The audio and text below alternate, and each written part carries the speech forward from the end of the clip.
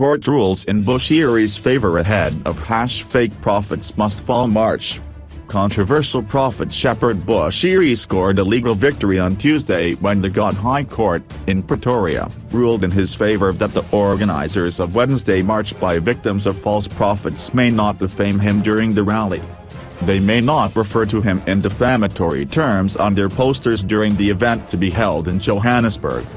Judge Elizabeth Bushiri interdicted organisers of the #Fake Prophets Must Fall March and Martins Antonio, accused of making some of the defamatory statements, from making these statements on Facebook regarding him. Antonio, Solomon Ashims and Charles Ferre may also not allege on their Facebook profiles that Bushiri has engaged in extramarital affairs or make statements linking him to criminal conduct such as rape or the exploitation of women, especially his female congregants. The judge further interdicted the three from referring to him as a devil or satanic.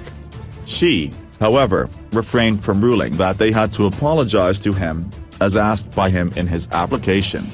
They must within 12 hours remove all the offensive statements regarding him from social media. The Malawi-born prophet, who was the founder of the Enlightened Christian Gathering Church, ECG, and Shepherd Bushiri Ministries International, which has branches in Pretoria, turned to court to obtain an urgent interdict against the spreading of defamatory statements on social media against him. He was not in court on Tuesday, but he was well represented by two senior advocates, Advocate Barry Ruassi, who defended Oscar Pistorius, and Mabasa Sabanassi, as well as a string of lawyers. Angola expat Martins Antonio was the only one of the three respondents who opposed the interdict and who was present at Wednesday's proceedings. Neither Ashims or Ferre pitched at court, but Ru told Judge Bushiri that they were not opposing the application. The two have already removed the offending statements from their social media profiles, he said. Ru, however, said it was up to the court to in any event else ruled against them, although they were not opposing the application.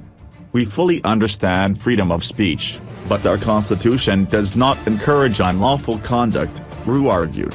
He said the statements published regarding Bushiri were clearly defamatory. Ru said Wednesday's march against false prophets was a good march and Bushiri supported it. It is something we need. But Ru said it cannot be tolerated that Bushiri's good name is tainted in the process. The prophet feared that posters would be displayed during the rally, which defamed him by linking him to criminal activities and by referring to him, among others, as the devil. This must stop, Ru said. He told the court that a letter of demand was sent to the three respondents. While the other two did adhere to the demands, Antonio point-blank refused, he said. Antonio has a bone to pick but he does not know where to stop, Ru said.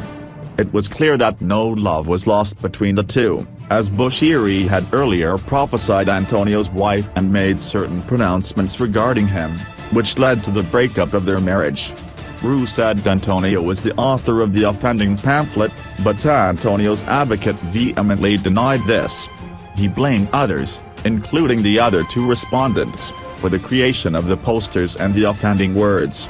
Advocate Kalu Nandwango said Antonio cannot be held responsible for the material created on the poster, as he is not the author of the document. He said all Antonio did was to publish the poster on social media to try and attract publicity for the march. Antonio, in an interview with Pretoria News, said he is not the organizer of Wednesday's march.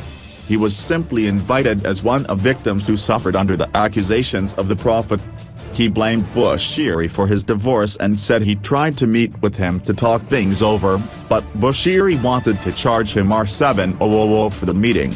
If he is really a prophet, why will he only meet with me if I pay him? I will attend the march. It's not about me, it's about all the victims.